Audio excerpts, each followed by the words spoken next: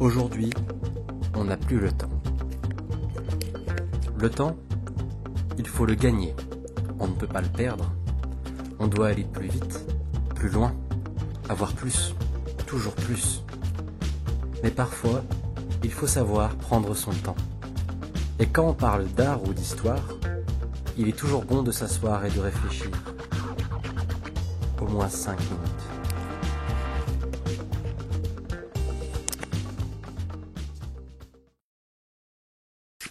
La Renaissance. Je commence par cette période car souvent, lorsqu'on pense à l'art et au musée, on a l'image de Léonard de Vinci ou de Michel-Ange qui viennent en tête. On pense au génie solitaire, aux grandes fresques, aux dieux romains et à l'Italie. Cette image de l'art, avec un grand A, vient de la postérité d'une période dont tout le monde a déjà entendu parler, qui est la Renaissance. Cette période a eu un impact si grand, si fort et si durable que ce qu'elle a produit reste encore ancré dans notre imaginaire collectif. Mais c'est quoi au juste la Renaissance ? Eh bien généralement, on pense à celle qui s'est déroulée en Italie dans les Flandres pendant le XVe siècle, qu'on appelle plus communément en histoire de l'art le Quattrocento. Elle s'étend peu à peu dans le reste de l'Europe et elle s'achève dans les alentours du XVIIe siècle avec l'avènement du baroque. Qu'est-ce qui caractérise cette période précisément ? Tout d'abord, contrairement à une idée reçue, on ne va pas redécouvrir complètement l'Antiquité grecque et romaine, car on la connaissait déjà et l'étudiait pendant le Moyen-Âge.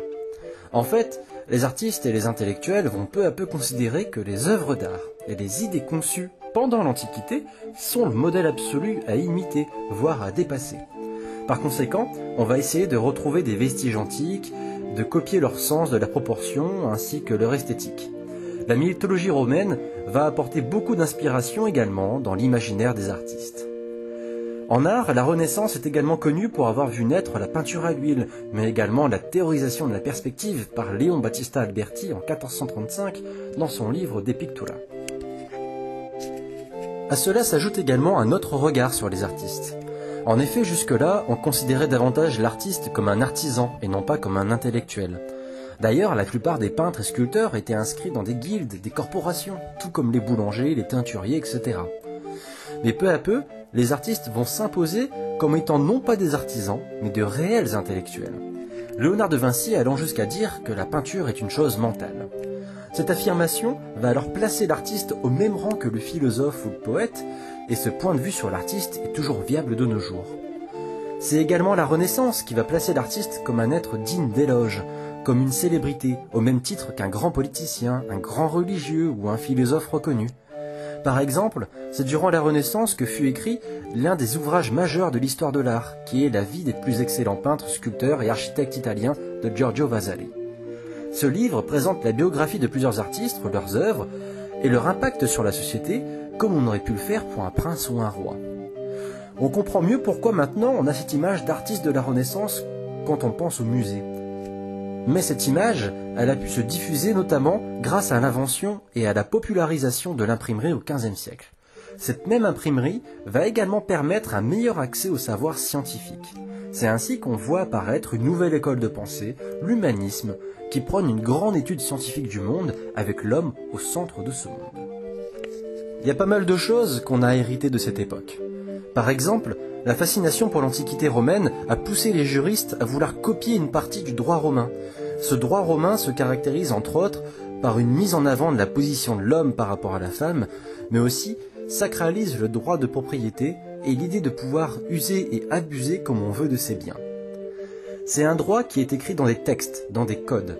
Cette vision s'oppose au droit médiéval, qui est basé davantage sur la coutume orale, qui est plus souple, où la femme dispose d'un peu plus de droits et où une propriété appartient à une lignée et non pas à une personne.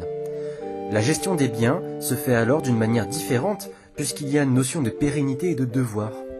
Le droit romain apporte également une organisation plus stricte du pouvoir de l'État par rapport à la féodalité.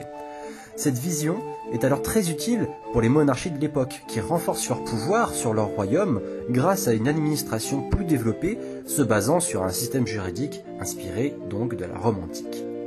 Nos codes, nos lois en Occident, en bonne partie hérités du droit romain, c'est encore là un legs de cette renaissance si admirative de l'Antiquité. Enfin, notre système économique, le capitalisme, voit ses prémices naître durant cette période. En effet, durant la Renaissance, on voit apparaître de grands ateliers de teinturerie, d'armes, de tissage, etc., qui produisent à une plus grande échelle des marchandises se vendant dans toute l'Europe, notamment sur un itinéraire allant du nord de l'Italie aux Pays-Bas en longeant le Rhin, ce qui prépare déjà l'espace économique européen actuel. La colonisation des Amériques permet un apport monétaire massif et l'enrichissement des États. C'est aussi à cette époque que les premières grandes banques instaurent leur pouvoir, surtout en Italie. Économiquement, c'est une période charnière, car on va petit à petit considérer que c'est la somme d'argent qu'on possède qui définit la richesse, point de vue qu'on conserve d'ailleurs de nos jours. Cette vision s'oppose à celle du Moyen-Âge, qui considérait d'abord la propriété foncière, c'est-à-dire la propriété des terres, comme signe de noblesse et d'importance. Pour résumer, la Renaissance est réellement une époque charnière, de renouveau certes, mais surtout de nouveaux regards. Ces bouleversements et sa vision du monde ont en partie influencé notre propre point de vue et notre quotidien. Vous l'aurez compris, résumer en 5 minutes une telle période n'est pas une chose facile. J'ai dû être exhaustif et je n'ai pas parlé d'autres éléments importants comme l'apparition du protestantisme, des guerres de religion, etc. Mais j'espère que cet épisode vous donnera envie d'approfondir votre connaissance de la Renaissance et de vous faire comprendre quel impact les événements du passé peuvent influencer directement notre propre vision du présent. Et sur ce, je vous dis à très bientôt pour parler à nouveau, au moins 5 minutes.